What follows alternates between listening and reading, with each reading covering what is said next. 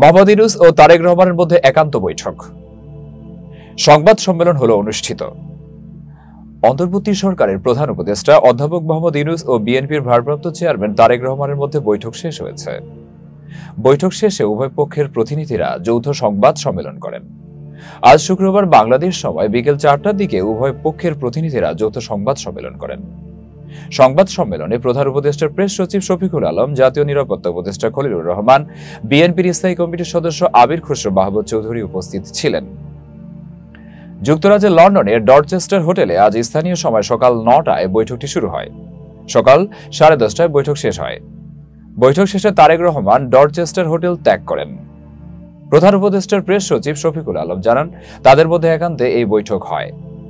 বৈঠক শেষে উভয় পক্ষের প্রতিনিধিরা যৌথ সংবাদ সম্মেলন করবেন বলে আগেই জানিয়েছিলেন শফিকুল আলম।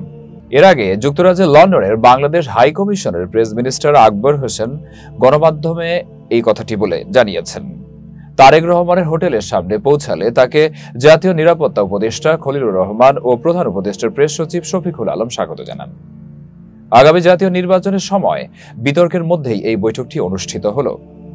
গত বছরের 5ই আগস্টের গণঅভ্যুত্থানে বাংলাদেশের রাজনৈতিক পট পরিবর্তনের পর এটি অন্তর্বর্তী সরকারের প্রধান ও দেশের বৃহত্তম রাজনৈতিক দল বিএনপির দ্বিতীয় শীর্ষ নেতার প্রথম সাক্ষাৎ বা বৈঠক। গুরুত্বপূর্ণ সংস্কার, নির্বাচনের সময় সহ বহু অমীমাংসিত বিষয় সামনে রেখে বৈঠকটি খুবই গুরুত্বপূর্ণ বলে মনে করা হচ্ছে। এতক্ষণ বার্তা বৈঠকের সাথে থাকার জন্য ধন্যবাদ। নতুন নতুন তথ্য ও সংবাদ পেতে বার্তা বৈঠক ইউটিউব চ্যানেল ও ফেসবুক পেজের সাথেই থাকুন।